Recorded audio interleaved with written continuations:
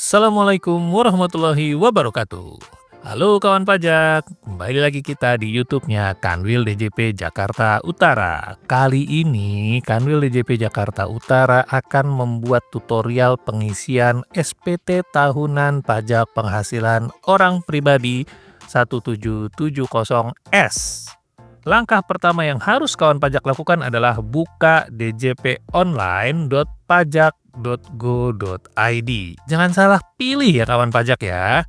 Nah, tampil nih kayak gini nih. Isikan NIK-nya di kolom nomor induk kependudukan. Setelah itu, jangan lupa passwordnya. Nah, lalu klik selanjutnya. Di sini akan ada pilihan kode verifikasi. Kawan pajak bisa lewat email, SMS, atau akun aplikasi M-Pajak. Untuk tutorial kali ini, kita akan pakai email ya kawan pajak ya. Pilih email. Setelah itu, cek emailnya kawan pajak ya.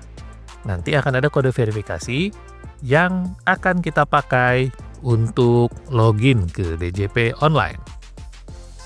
Nah, bagi kawan pajak yang belum pernah login ke djponline.pajak.go.id, kawan pajak bisa ke KPP dulu atau kawan pajak bisa kontak ke 1500-200 untuk mendapatkan e-fin untuk bisa login ke website djponline.pajak.go.id. Buat kawan pajak yang sudah pernah login tapi lupa password, juga butuh e-fin ya kawan pajak ya untuk reset passwordnya. Baik kawan pajak, setelah itu kita masukkan kode verifikasi yang sudah kita terima melalui kanal yang kita pilih. Untuk kanal yang sekarang kita pilih adalah email. Nah, kalau sudah di-input, nanti akan tampil seperti ini ya kawan pajak ya. Informasi umum, nama kita, NPWP, dan segala macamnya ada di sini nih kawan pajak. Setelah itu, lihat di sebelah atas ada menu lapor, pilih menu lapor. Di sini ada beberapa kanal pelaporan SPT kawan pajak ya. Kita, untuk tutorial kali ini, SPT 1770S, kita pakai e-filing. Kita pilih menu e-filing. Nanti akan tampil seperti ini nih kawan pajak. Ini adalah SPT yang sudah pernah kita sampaikan. Nah, kalau kita lihat di sini, wajib pajak ini sudah menyampaikan SPT tiap tahun nih kawan pajak. Untuk tahun pajak tahun 2024, sekarang kita pilih buat SPT. Akan ada pertanyaan, apakah Anda menjalankan usaha atau pekerjaan bebas? Untuk SPT 1770S ini adalah SPT bagi pegawai. Ingat ya kawan pajak, pegawai. Sehingga kalau ada pertanyaan menjalankan usaha atau pekerjaan bebas, kawan pajak pilih tidak. Nanti akan ada pertanyaan lagi nih kawan pajak, apakah Anda seorang suami atau istri yang menjalankan kewajiban perpajakan terpisah atau pisah harta? Untuk kasus tutorial ini kita pilih tidak. Lalu akan ada pilihan nih kawan pajak, karena untuk tutorial kali ini penghasilan yang akan kita input lebih dari 60 juta rupiah, maka kita pilih tidak. Setelah itu akan ada 3 pilihan nih kawan pajak, pakai formulir, panduan, atau upload SPT. Untuk tutorial kali ini kita akan pakai dengan bentuk formulir. Setelah itu akan ada tombol yang muncul di bawah. Tombol tertulis SPT 1770S dengan formulir. Kawan pajak tinggal klik aja. Untuk tahun pajak, karena tahun pajak yang kita mau laporkan ini 2024, kita pilih ya kawan pajak 2024, setelah itu statusnya normal, dan klik selanjutnya. Akan ada notifikasi seperti ini bagi kawan pajak yang bekerja sebagai pegawai dan bukti potongnya sudah diterbitkan oleh pemberi kerjanya. Kawan pajak bisa pilih iya untuk menggunakan data yang sudah ada atau bisa juga pilih tidak. Untuk tutorial kali ini kita pilih ya. Jika kawan pajak pilih ya, maka akan tampil seperti ini ya kawan pajak ya. Ini adalah bukti potong yang sudah dilaporkan oleh pemberi kerja kawan pajak. Baik itu final maupun tidak. Untuk langkah pertama adalah pajak penghasilan yang dikenakan final. Contohnya, ada bunga deposito, ada jual beli saham di bursa saham, ada juga. Nah, di sini kawan pajak nih, kawan pajak bisa lihat.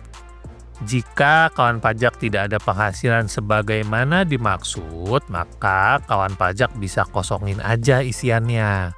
Setelah itu klik lanjut ke daftar harta. Di daftar harta, kalau kawan pajak udah lapor SPT tahun sebelumnya, kawan pajak bisa klik harta pada SPT tahun lalu. Nanti akan muncul nih kawan pajak harta-harta yang sudah pernah dilaporkan. Kawan pajak tinggal cek apakah masih ada penghasilannya atau hartanya yang seperti ini. Kalau misalnya, oh saya asetnya udah ada yang berkurang nih, ya bisa kawan pajak hapus, klik hapus, atau ternyata berubah nominalnya, kawan pajak juga bisa klik ubah. Nanti kalau diubah seperti ini, kawan pajak tinggal isikan sesuai dengan data yang sebenarnya. Ingat ya kawan pajak, data yang sebenarnya. Kalau sudah dipastikan benar semua, kawan pajak bisa klik lanjut ke daftar utang. Nah, di daftar utang ini kawan pajak bisa isikan semua utang yang ada di tahun 2024. Jika kawan pajak sudah pernah ngisi nih di tahun sebelumnya, kawan pajak bisa klik utang pada SPT tahun lalu. Kalau sudah pernah ngisi, dia akan muncul nih kawan pajak. Tapi kalau nggak ada, kawan pajak bisa klik tambah. Di sebelah kanan ada tombol tambah. Nanti kawan pajak bisa isi. Itu utangnya terkait apa. Tapi saya saranin nih kawan pajak, jangan kebanyakan ngutang ya. Setelah itu, klik lanjut ke daftar tanggungan. Di daftar tanggungan, kawan pajak bisa isikan siapa yang menjadi tertanggung bagi kawan pajak. Kalau kawan pajak sudah pernah ngisi nih di tahun lalu, kawan pajak bisa klik di tanggungan pada SPT tahun lalu. Untuk kasus kali ini, tidak ada yang tertanggung, sehingga ketika diklik, maka datanya tidak ditemukan. Kalau tahun ini sudah ada yang tertanggung, kawan pajak bisa klik tambah. Nah, di sini kawan pajak bisa isikan ya, nama, nomor induk kependudukan, hubungan keluarga, dan pekerjaan dari wajib pajak yang tertanggung. Lalu klik selanjutnya. Di halaman selanjutnya, kita akan mengisi penghasilan neto dalam negeri lainnya atau tidak termasuk penghasilan dikenakan PPh final dan atau bersifat final. Di sini ada kolomnya ya kawan pajak ya. Ada bunga, royalti, sewa, hadiah, keuntungan dari penjualan atau pengalihan harta, serta penghasilan lain. Untuk bunga, kawan pajak jangan salah isi. Ini bukan bunga bank ya. Kalau bunga bank, dia masuknya ke PPh final. Kalau untuk yang ini adalah bunga selain dari bunga bank. Kalau kawan pajak tidak ada penghasilan yang sebagaimana disebut, maka kawan pajak bisa pilih lanjut ke B. Nah, ini dia penghasilan yang tidak termasuk objek pajak. Di sini juga sudah ada deskripsinya ya kawan pajak ya. Ada bantuan, sumbangan, warisan, bagian laba anggota CV, sampai dengan ke bawah penghasilan lainnya yang dikecualikan dari objek pajak penghasilan. Untuk detailnya, kawan pajak bisa lihat di Undang-Undang Pajak Penghasilan Pasal 4 Ayat 3. Kalau kawan pajak tidak ada penghasilan sebagaimana dimaksud, kawan pajak bisa klik lanjut ke bukti potong. Nah, kawan pajak, di sini adalah bukti potong atau bukti pemotongan pajak penghasilan oleh pihak lain. Karena kasus kita kali ini adalah seorang pegawai, maka kita harus masukkan bukti potong yang sudah diterbitkan oleh tempat kita bekerja. Klik tambah. Nah, kawan pajak, bisa diisikan di sini ya, ada jenis pajaknya. Kita pilih PPh pasal 21. Kita inputkan NPWP tempat kita kerja, yaitu kita cek nih di bukti potongnya nih kawan pajak. Di bawah tuh ada identitas pemotong pajak. NPWP-nya kita input nih kawan pajak ya.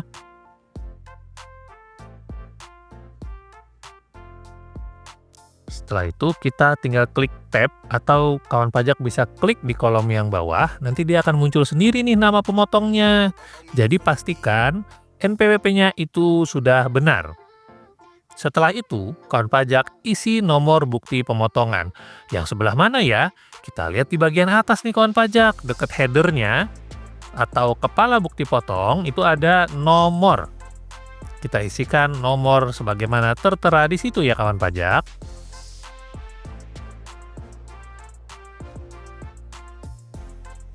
Setelah itu tanggal. Tanggalnya sebelah mana ya? Tanggalnya kawan pajak bisa lihat di bukti potong yang kawan pajak pegang. Ada di bagian bawah ya, di dekat NPWP pemberi kerjanya dan nama penanda tangan.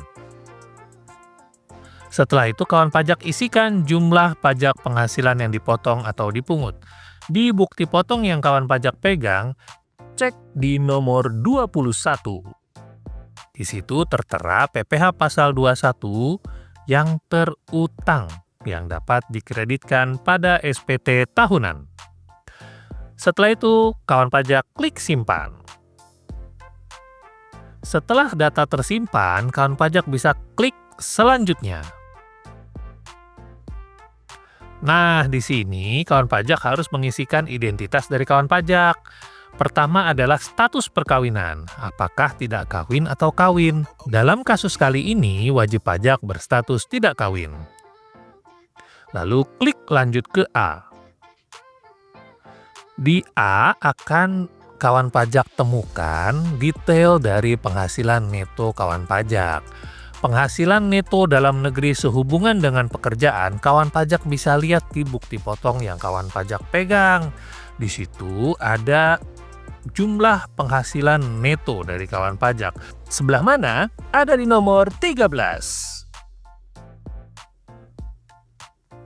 Setelah itu, kawan pajak isikan penghasilan neto dalam negeri lainnya. Untuk kolom penghasilan neto dalam negeri lainnya adalah perpindahan data dari yang halaman sebelumnya kawan pajak. Yang mana ya? Yang tadi ada royalti dan kawan-kawan itu loh. Kalau kawan pajak nggak ngisi, pasti isinya 0. Jadi, kalau dia 0, kita lanjut ke bawah, yaitu penghasilan neto luar negeri.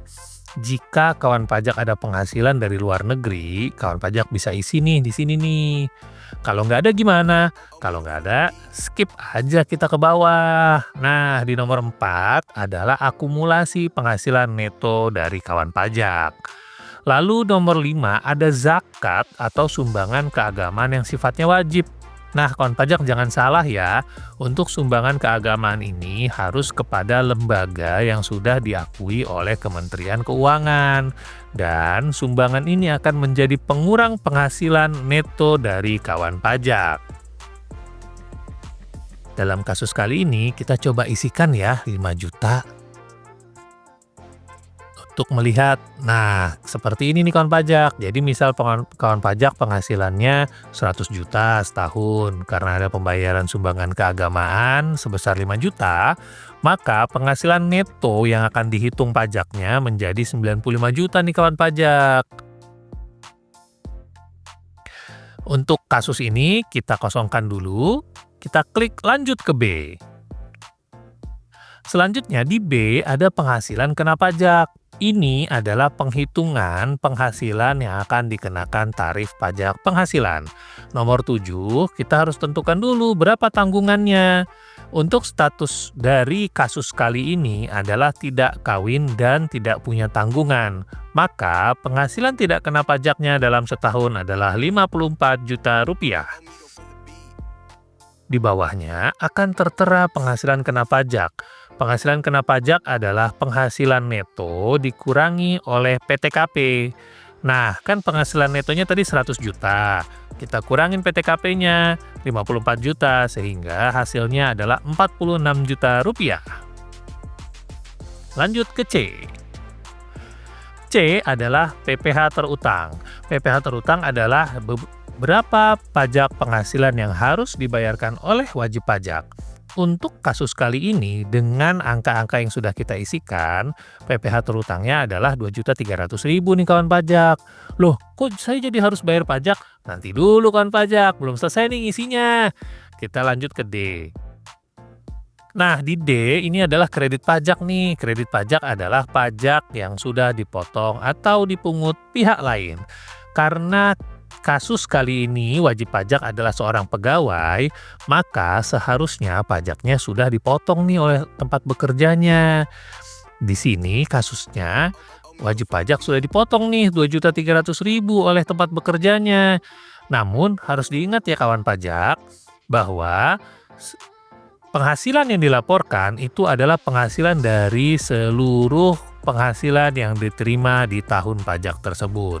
Untuk kasus kali ini, dikarenakan hanya kerja di satu tempat, maka isiannya cukup dari satu tempat saja.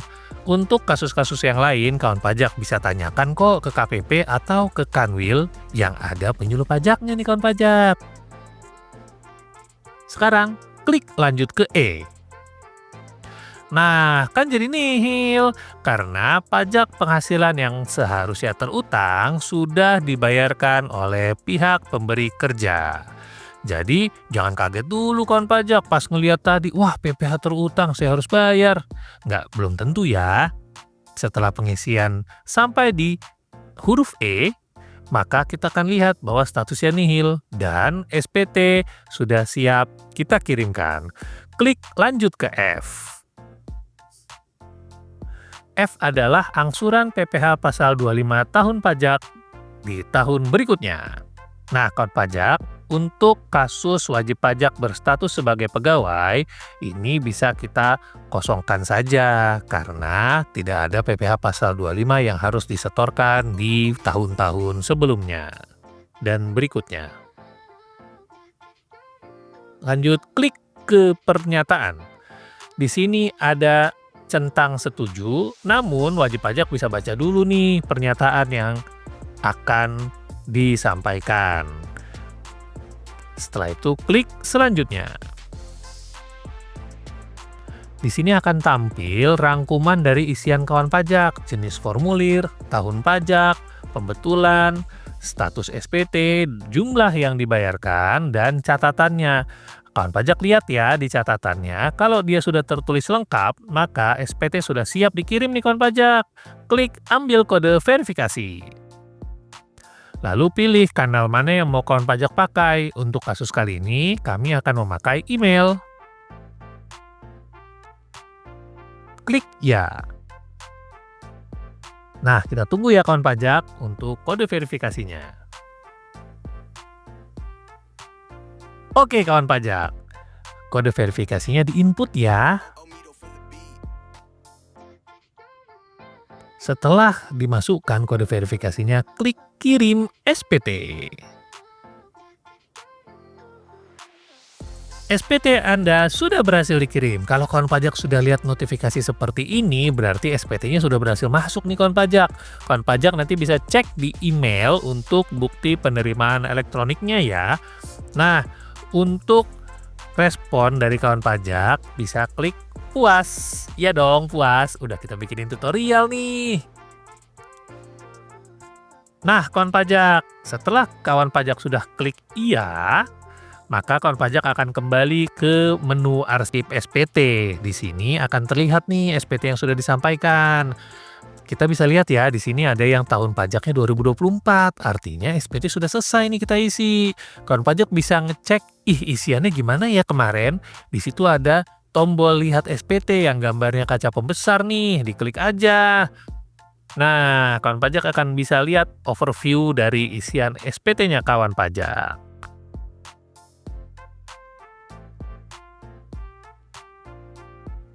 Oke, untuk yang lain ada apa lagi ya? Kawan pajak juga bisa lihat untuk mengirim ulang bukti pengiriman elektronik, dan satu lagi adalah melihat bukti pengiriman elektronik. Begitu ya kawan pajak. Ada yang mau ditanyain nggak nih? Kalau ada yang mau ditanyain, boleh kok komentar di sini atau bisa buka di media sosial Kanwil DJP Jakarta Utara. Ada di IG @pajakjakut, Di X juga ada @pajakjakut atau bisa juga subscribe YouTube Kanwil DJP Jakarta Utara. Sekian dulu ya kawan pajak. Mudah-mudahan tutorial ini berguna dan bermanfaat untuk kawan pajak semua. Terima kasih. Wassalamualaikum warahmatullahi wabarakatuh.